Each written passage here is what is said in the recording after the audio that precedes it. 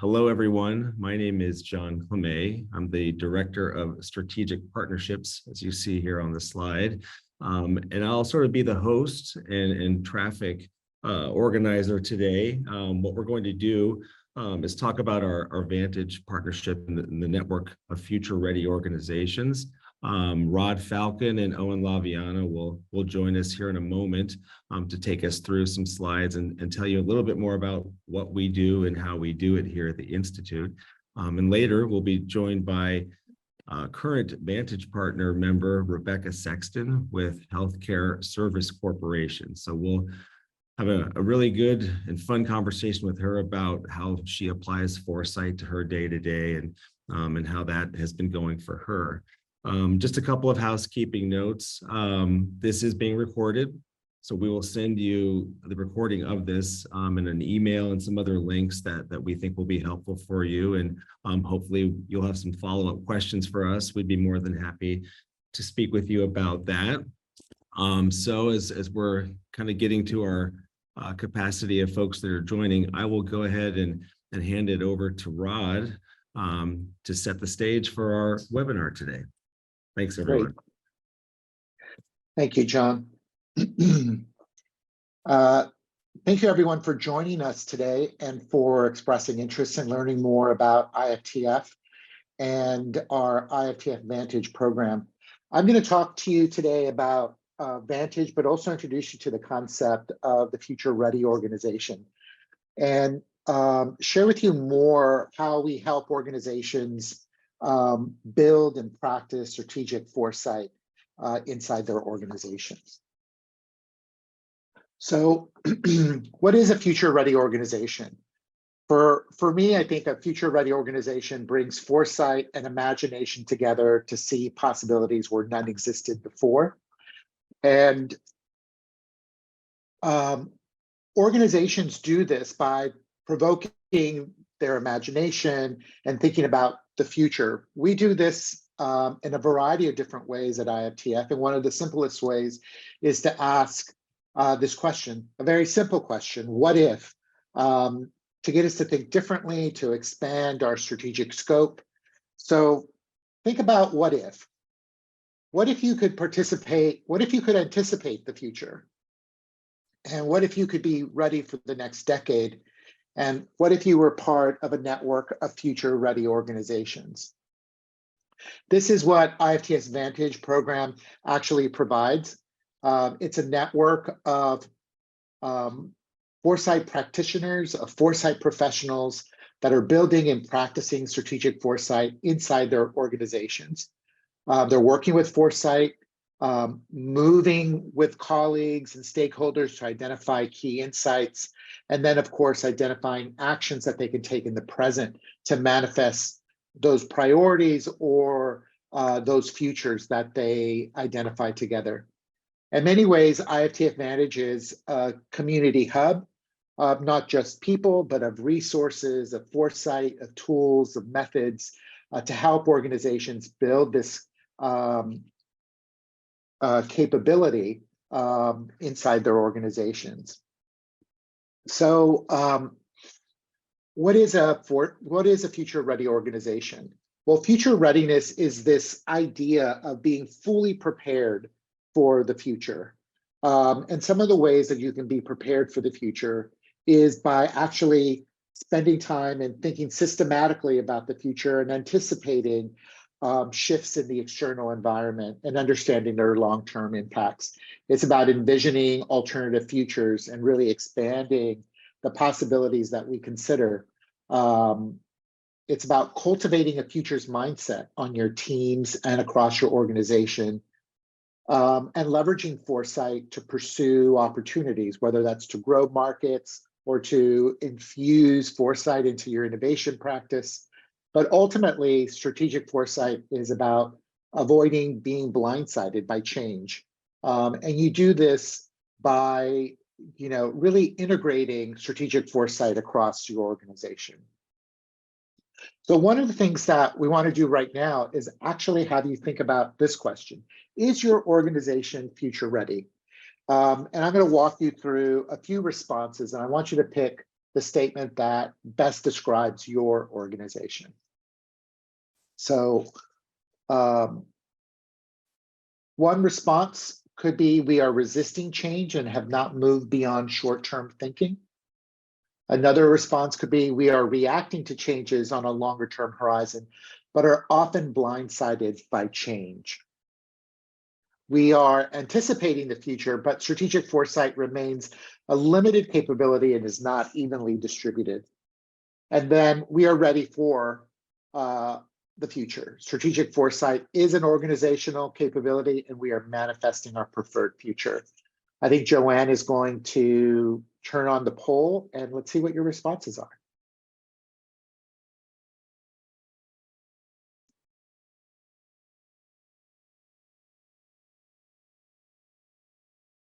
So go ahead and select one of these.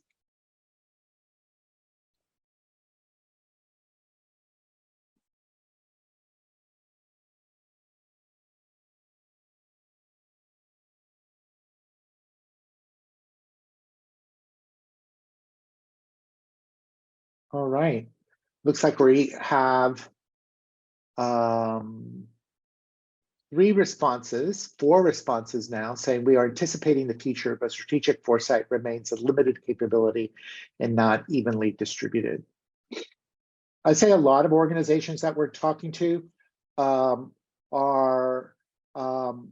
do have someone or some department that is beginning to think about strategic foresight, but it still remains a limited capability.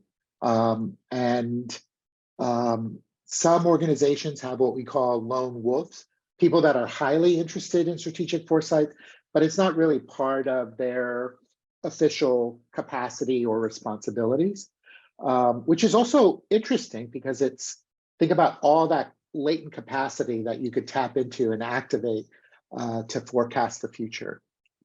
So really interesting spread. So I think you can share the results, Joanne, and we'll continue the conversation.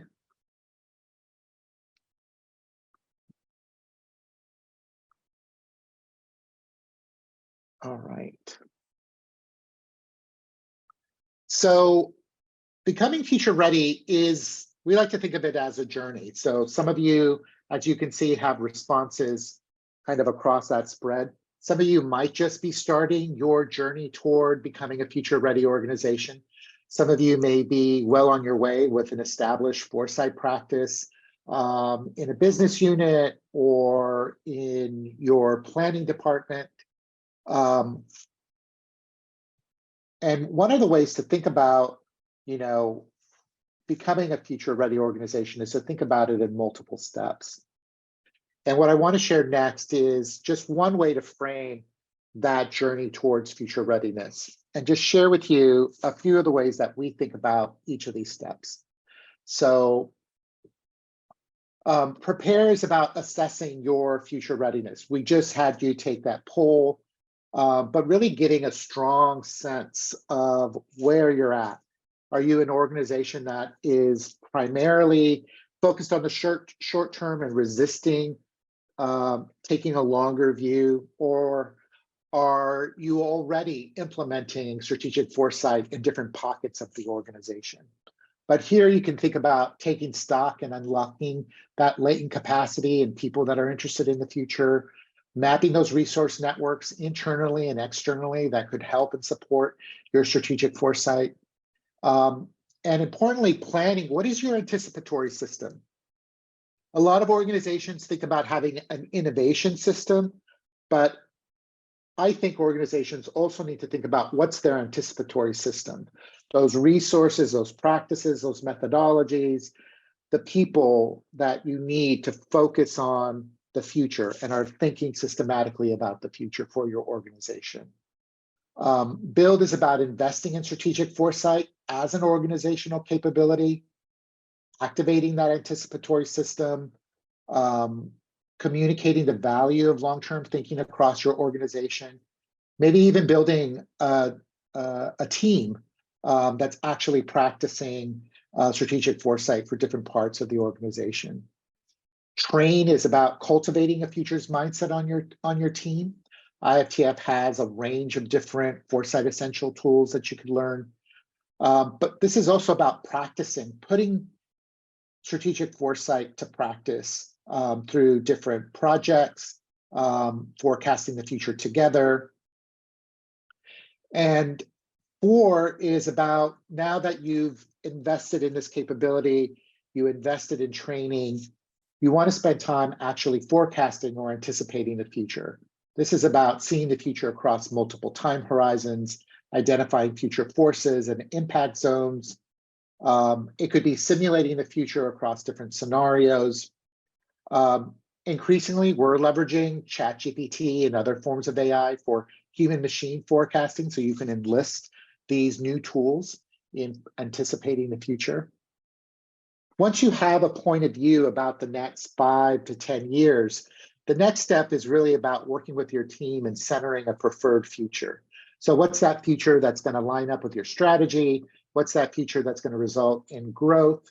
Whatever your overall goal or whatever may define a preferred future, that's what's happening here, reaching consensus on a preferred future, and then mapping different pathways to get there.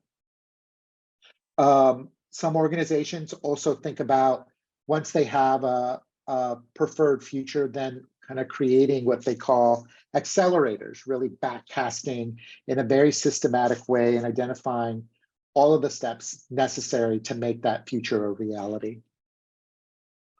Respond is about spending the time uncovering the full implications of that future change.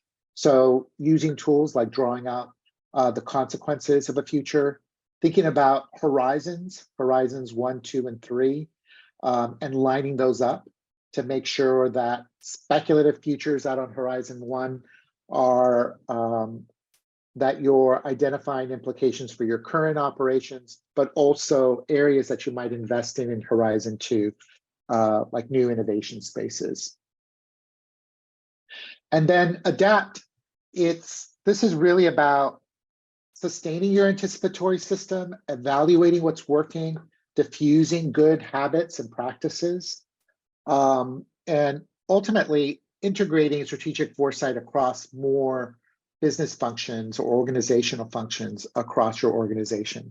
Ultimately, I think this journey moves you away from thinking about the future in an episodic way, maybe whenever your planning schedule comes up, but thinking about engaging with the future in a more continuous way. So,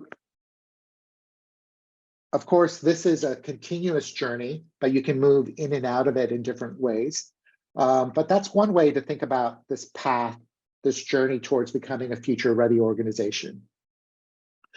If you have questions, please put those in the chat and we're going to try to get to them. But I'm going to hand it over to Owen now, who will continue with our webinar.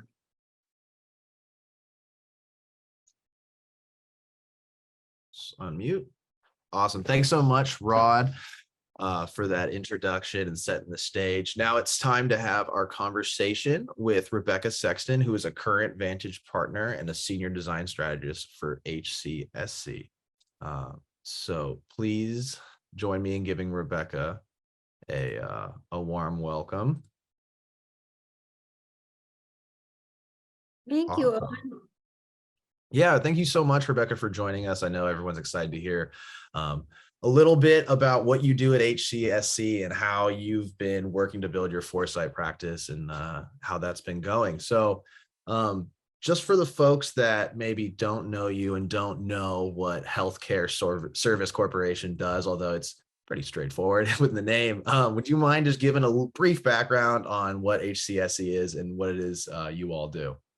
Sure. Well, first, thank you for having me. I'm really glad to be here with all of you. So Healthcare Services Corporation is more or less like it's a mutual legal reserve company that is the holder for 5 different Blue Cross plans. So basically, we are we're like the largest customer-owned healthcare insurance company in the country, and we basically we just offer healthcare plans, but the 5 states we work for are Montana, Oklahoma, Illinois, New Mexico, and there's one more. Got a note. Montana. Yeah, so that's who we are. Fantastic. Yeah, that's a lot of states. It's impressive to I keep track. always forget. Yeah. Awesome. So Rod just talked a little bit about the future readiness journey, and the different kind of steps from prepare, build, train, anticipate, converge, respond, and adapt. Where do you think, when you think about HCSC, where do you think your organization kind of fits within that journey? Well, it's interesting because I tried to figure that out before the call, and you all have that great playbook that you have on this whole implementing foresight into the organization. And I thought one thing, and then after hearing Rod talk today, I was like, oh my goodness, we're all over the place.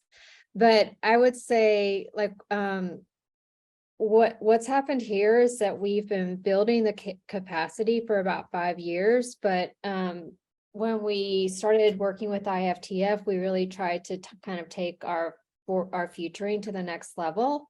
So originally there was like a pocket of people in IT that were doing the foresight work, but now we've been able to expand it to different parts of the organization, like corporate strategy and customer experience and operations.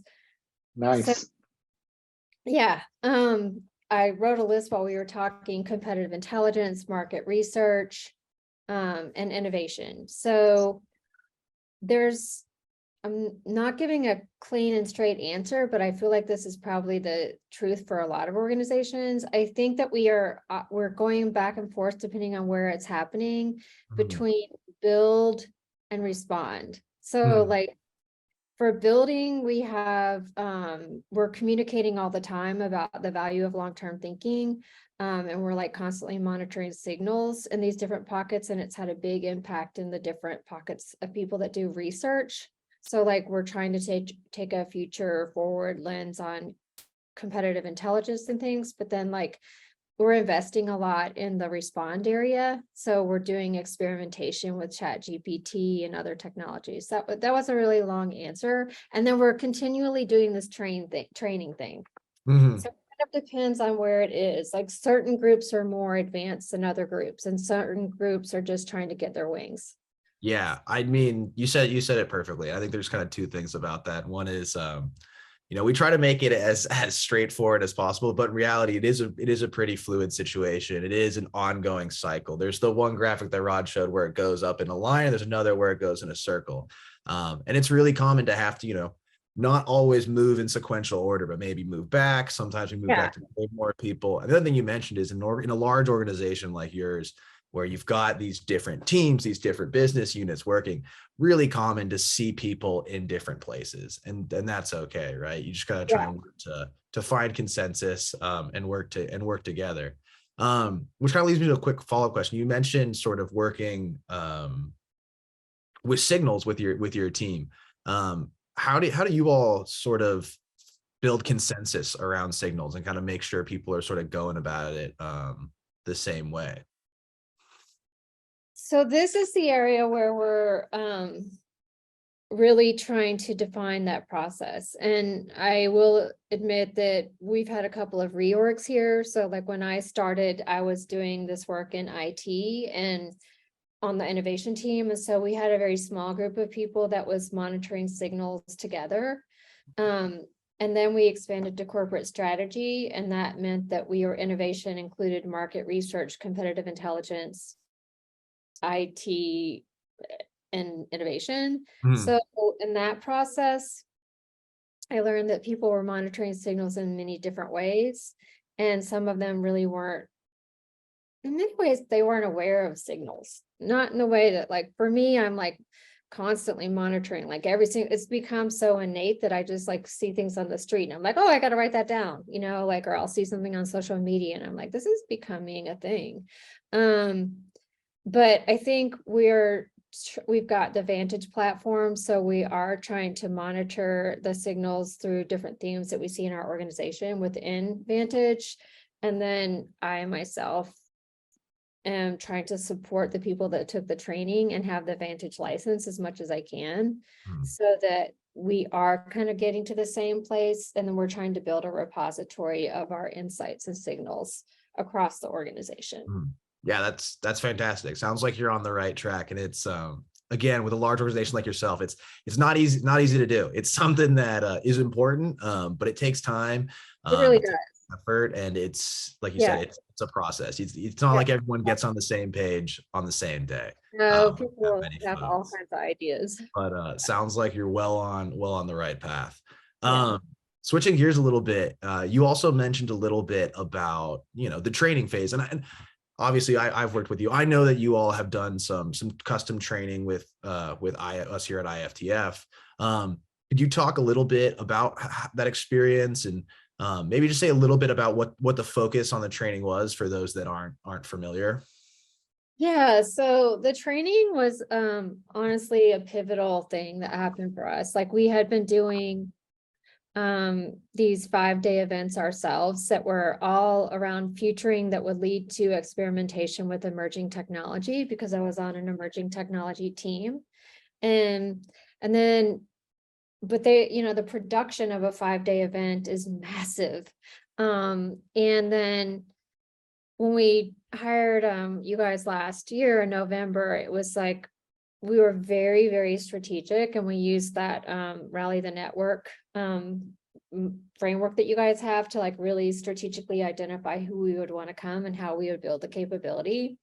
And the other part of that was that, I mean, it was so well done, and we got really good food, and we made it fun, and we had it in person. And people, I think, were really, really hungry for interaction, because they'd all been working from home and we hadn't had an in-person event yet.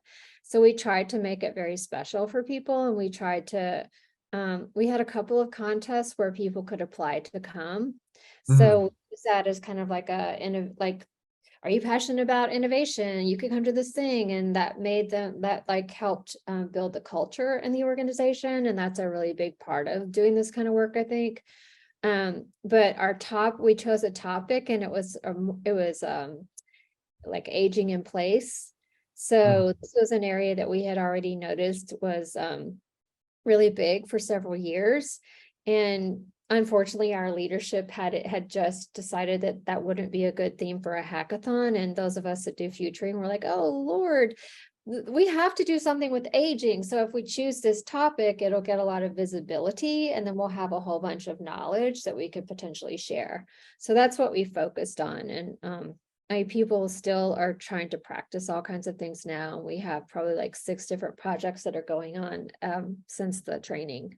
That's fantastic. That's great that Amazing. it rallied the network, like you said. It It got everyone. totally rallied the network. And building that culture is really important. As we said before, Yeah. you know, it's important to get as many people as the organization involved in this process. We always say it's important not to future alone. Yes, Could do totally. these things. But that brings me to another question. So you just mentioned you have a few projects going on. Are there any that you can share anything about or talk a little bit about? If not, it's okay. I know some things are internal and sensitive, but if you could speak to any of them, that'd be great. Okay. So the one that, I mean, there's, like I said, there's 6 projects, and on the 3rd day of the futuring workshop, what is so well done and thoughtful is that there's this build an action plan exercise on the last day. And that's so important, because, you know, so many people go to these workshops and they're like, that was really cool, but now what? And so one of the ones I'm the most excited about is around the future of rural healthcare, and somebody in Montana is doing that project. And we, you know, are working really hard on population health management, and Montana is definitely very rural. So the person that came to the training was able to get some of her leaders to buy in to this. And so she's got a team of about 6 or 7 people, and she's literally using the IFTF toolbook, like piece by piece by piece, for an entire year to teach these other people foresight, specifically around this topic of rural healthcare. And I think they've chosen 2 areas to dive deeper into. And they're just really into it. So that's really exciting. And then there's on my own team, some of the people are doing, they produce a technology radar every year, like twice a year. It's supposed to come out twice a year. And now they're trying to, oh, I see somebody's got something. Thank you, Tori. So we're trying to add in things like scenarios into the tech radar, because what we feel like is not working well for us is that we produce this report and then no one knows what to do with it. They think it's very cool and sexy, but then it's like, what if? So we're trying to do the whole what if thing now, so that they can see what's going to be the implication of ChatGPT if we don't do something with it, or what's going to be the implication of not doing something with blockchain. And then our competitive intelligence and our market research groups have all started incorporating a more future-oriented section to all the reports that they produce. So I think pretty much all these different people that came to the training are trying to introduce long-term thinking in everything that they do and show some of the ways of long-term thinking in different ways. That's fantastic. It sounds like there's a lot of exciting things going on at HCSC. I love the fact that that coworker from Montana was able to go back, get buy-in from her leadership, and is now moving forward with this larger foresight project. That's really exciting. And then I also thought it was really relatable what you said about, we see this with a lot of our partners with the tech radar, right? It's important to try and get to that insight and ultimately that action phase when we talk about foresight, insight, action. Although that is oftentimes, if not almost every time, one of the hardest things Really, to do. yeah. But again, it sounds like you're moving the right direction, which is really exciting. So thank you so much for sharing a little bit about that.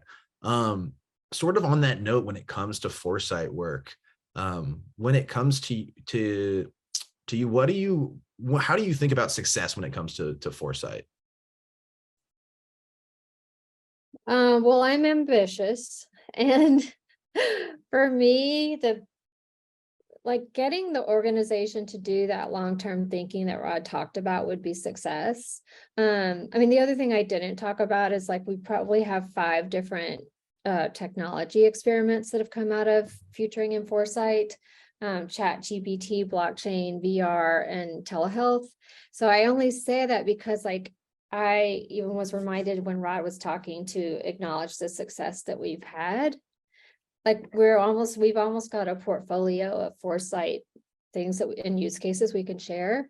But the biggest success for me would be actually influencing the creation of the strategic plan at the top. And also success would be incorporating some long-term thinking in the creation of our operations plans and our technology strategies.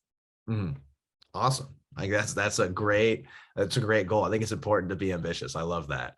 Well, I mean, if we're not going to incorporate it into how we execute things in our work, then it's just a cool thing. Yeah, I think in that ultimately, like I said, getting to the insight and the action, I mean, that's the ultimate goal of foresight work is to influence our actions today, to work to achieve our preferred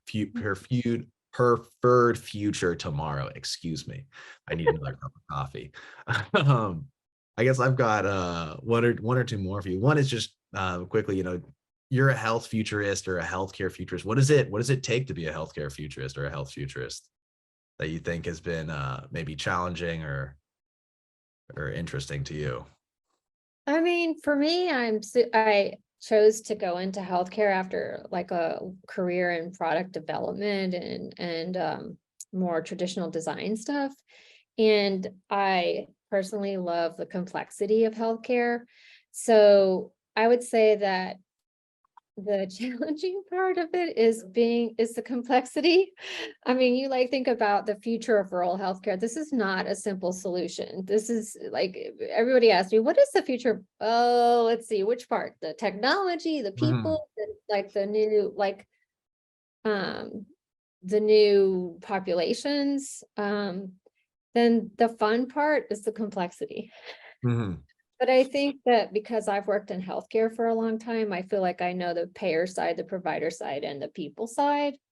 So I feel like I can bring that, and that makes it much easier than I see some people working with. But then on the other hand, like I'll work with people who don't have a background in healthcare, and they're amazing with their imagination. Like, like they don't get in the ruts that I myself get into. But I think what it takes is the ability to like kind of use that logic. Say even if like monitoring signals in different areas, like it's really important to monitor signals, for instance, in areas beyond, like say beyond just technology, because technology is influenced by the culture and it's influenced by economics and policy. So I think that's important, but I think the art of futuring, the imagination part of futuring, I think it's important to kind of tap into that. I couldn't have Not, said. not be afraid of it. And a Yeah, lot of people are like, oh, I'm gonna do something wrong, but you're not gonna do anything wrong. You just have to go with it. absolutely. Yeah, I think I could have said it better myself. We always say at the Institute, futuring is it's two parts. There's a level of science to it, right? And gathering these signals and finding the facts, the pieces of the future that are here today, but it's also just as much an art about, thinking outside the box, thinking creative, really imagining the possibilities of the future, and what might happen. And like you said, it's also important not to it's sometimes we see the shiny thing in all these technologies, but it's also important to think about all the wider range of signals and trends, and everything else going on. So I think that was great. One of the last questions. So you guys, obviously we talked a little bit about the training. You mentioned some of the Vantage Point licenses, and you've talked a lot about about the projects you have going on, and how you've worked to build your practice. You all at HCSC have been a Vantage partner for some time now. Could you maybe say just a little bit about what impact the Vantage partnership has had for either your organization, your team, or just for you in your job on a more personal level? I think, part of the Vantage from, the fact that you get 2 seats at a training, was a great way to kick it off for me, because like more or less we came out there within the first month of starting the membership, me and one of my teammates who's helping me build Foresight, and the opportunity to be at IFTF and in Palo Alto and with all these other amazing people who were practicing Foresight was just, it was so exciting, and it got me just very fired up. And I love that I could bring another person from my organization, because it helped me not feel like a lone futurist. My responsibility is growing it, but I'm really trying to get a bunch of other people to do this. And then I personally find the research and the information from people like Rod and Sarah and all the people that I work with, to kind of help me understand what steps to take, and then like how to think about the research, how to even think about the process. That's been very, very helpful. And then also in the Vantage platform itself, like the signal monitoring and the things that all these different people from all over the world contribute are really great, because they help expand my thinking, and they make it a little bit easier to do the signal monitoring in a faster way, because otherwise like me and several other people are sitting over here putting a bunch of stuff into spreadsheets and then trying to figure out what to do with it. And you still have to figure out what to do with it, because that's the art of it. But I think that the learnings that are available for the Vantage partnership are kind of amazing and really helpful. And that's one of the best parts about it. That's Like awesome. webinars and the talks and like the workshops and all of it. That's great. Glad to hear it's been such a positive impact for you and your team. And I can only speak for myself, but I'm sure the whole IFTF org feels the same way. I've really enjoyed partnering with you and helping support you however I can throughout your journey to becoming a future ready organization. So that's all I have for questions, Rebecca, but I just want to thank you so much for joining. I really enjoyed this conversation. I'm sure our attendees enjoyed it as well. So thank you so much. Thank you. Awesome. So I'm going to kick it back over to John. If anyone has any questions for Rebecca, you can put them in the chat. Rebecca, you're going to hang out for our Q&A at the end of the session, right? Yes. Fantastic. So if you have any questions for Rebecca, please drop those in the chat and we can get to those later. But thank you again. Great to hear from you. And now I will kick it back over to John to talk a little bit more about the actual details of the Vantage membership. Thanks, Owen. Thank you, Rebecca. That was great. We really appreciate you taking some time to talk with us today and our audience. So as Owen said, I'm going to talk a little bit about the Vantage program here at IFTF and some of the benefits that one would receive from Vantage. And I think the primary benefit is that if you join Vantage, you will be joining a network of foresight professionals just like you. Right. And these are people who are building and practicing strategic foresight within their organizations. And, Rebecca mentioned this, the lone futurist idea. It can be a lonely job. And oftentimes, and we hear this a lot, that, there's a small group of people within the organization that are thinking about strategic foresight, and they're battling short-termism. And short-termism is probably the biggest four-letter word here at IFTF. But so you're joining this community, and we keep it relatively small. It's 40 to 50 or so organizations every year. And this is everything from for-profits to nonprofits to institutions of higher education, government agencies, NGOs across the board. So you will be able to speak with and network with other folks that are probably in a similar role that you're in. If you're on this webinar today, you're probably working in some sort of foresight capacity or a futurist strategist. But once you get into the Vantage platform, you'll see that a lot of our partner organizations, they have large teams that have access to this platform of research and signals and so forth. And it's everyone from the foresight practitioners through marketing, through R&D, supply chain, IT, you name it.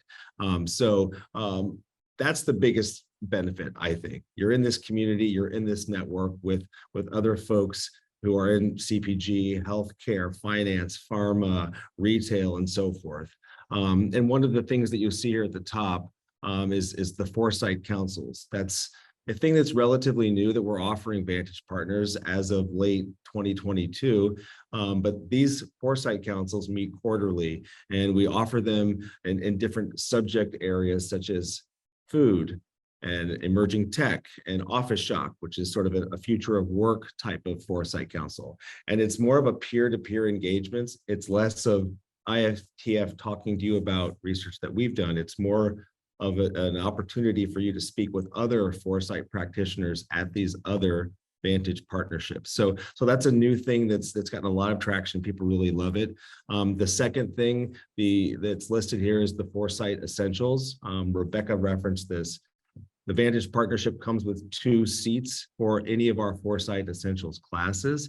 And the way that Rebecca and her colleague Jean did it was the perfect way to start the Vantage partnership with the Foresight Essentials training here in Palo Alto, because you really see all of the tools in action, the prepare, foresight to insight to action. So that's a huge value that also is a relatively new addition to the Vantage platform. But beyond that, we have a signal scanning platform. Signals of change is a big part of our research methodology. And again, Rebecca referenced this. Scanning for signals can be a full-time job for many people. This is a crowdsourced signals repository that you'll have access to and can work with. So that's a big piece that's been added too. And I won't go into all the details. We'll be following up with this PowerPoint, but the 10-year forecast, as you say, it's a guided journey through future forces. We're doing quarterly 10-year forecast events. We just had one on June 1st around changing the register with respect to the future of learning and education. So many things that I'd love to talk about. You'll get this deck that tells about all the benefits within the Vantage partnership and what you get out of it. And ultimately, it's a community hub. And we are encouraging Vantage members to meet one another, to talk offline. We even introduced Rebecca to another one of our Vantage partners who have some similar interests and perhaps might have a project outside of IFTF and Vantage, which would be the perfect scenario for us. So that's a bit about Vantage. Now I suppose it's time to do a little question and answer with the group. And feel free again to type in any of these questions as they come up or as you have them. But one of the questions was wanted a bit more information about the Foresight councils. And are there any new councils on the horizon that you may be adding to those that we mentioned? Rod, I don't know if you want to speak with any of that.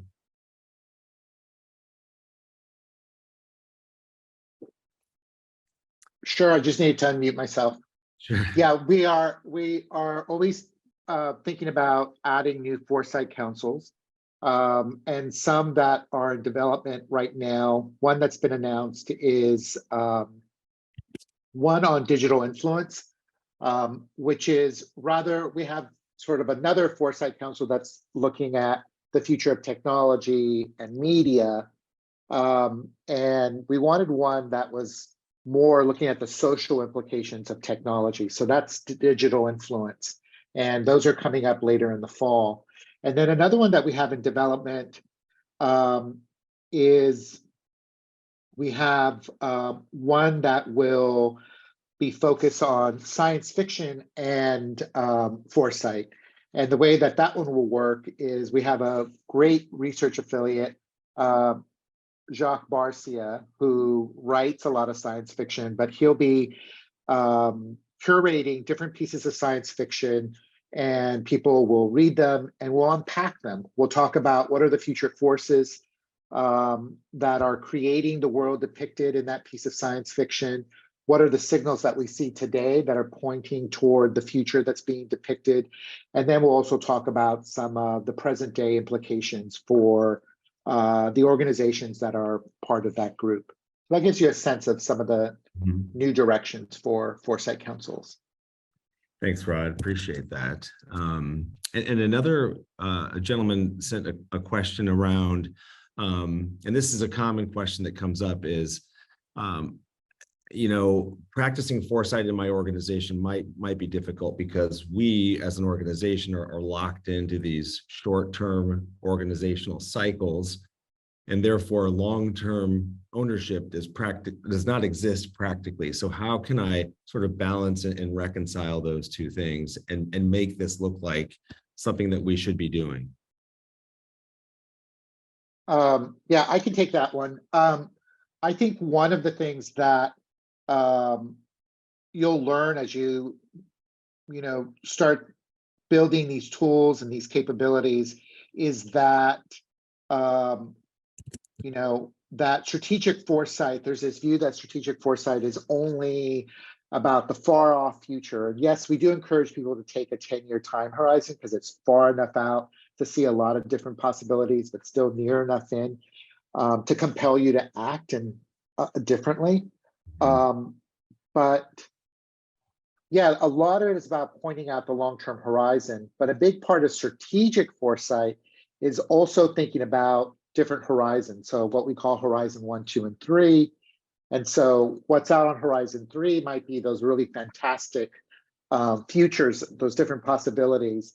But strategic foresight involves thinking through what are the implications on Horizon 1, which is your current operations, your current market footprint of products, services, and experiences.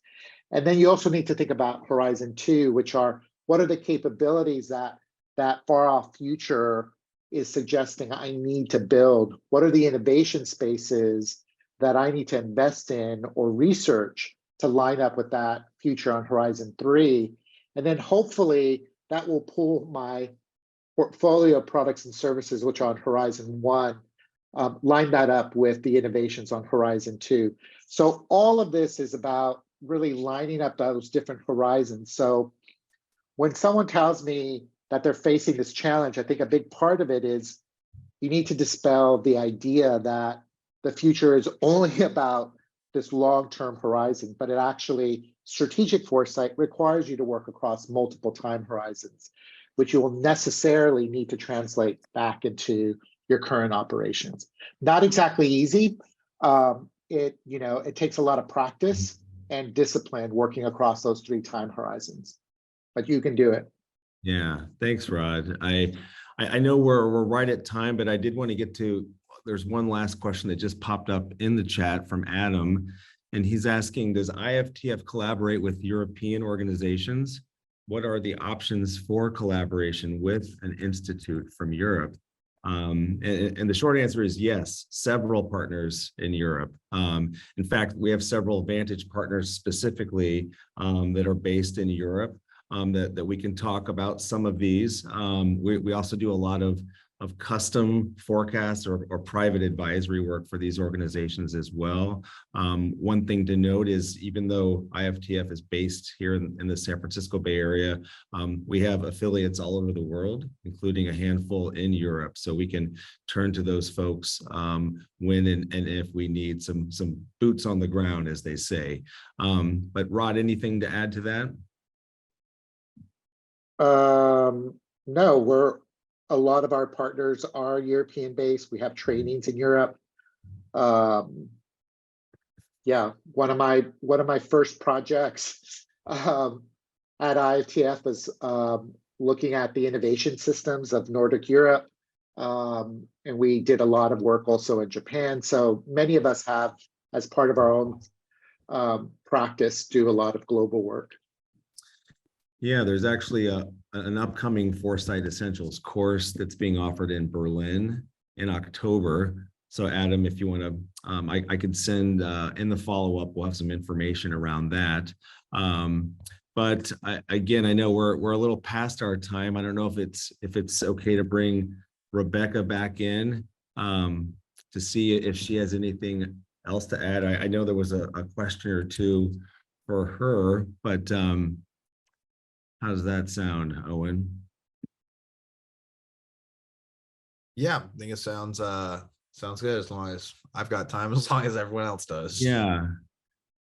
Well, and Rebecca, just one question that I did get that's intended for you was around that notion of how easy or difficult has it been for you to sort of build this foresight capacity within your organization?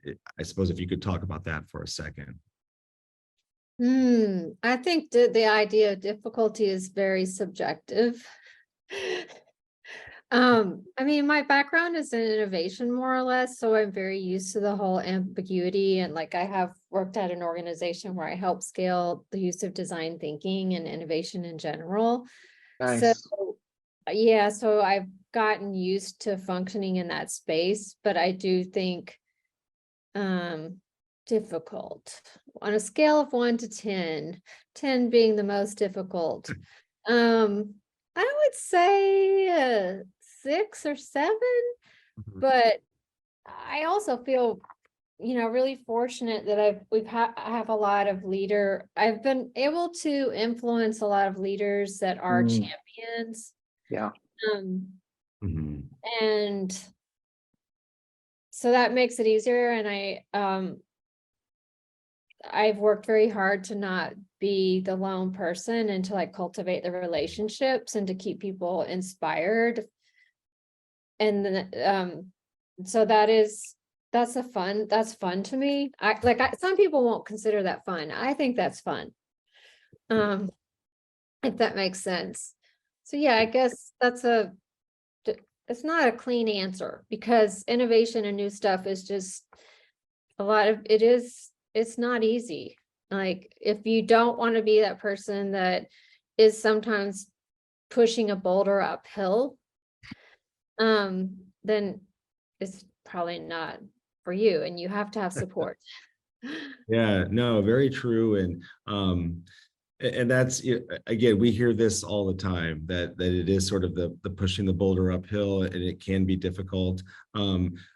Another plug perhaps for Vantage is that you have people like you at these other Yeah. organizations, and you would be surprised what you might learn from someone who is raising funds for the science department at XYZ University, or from a soda distributor, that sort of thing. So these are people that are sort of having the same challenges that you do. Yeah. How did you solve that? Oh my God, that's brilliant. Great idea. I'm going to use that. And that's part of what we try to foster here within the community.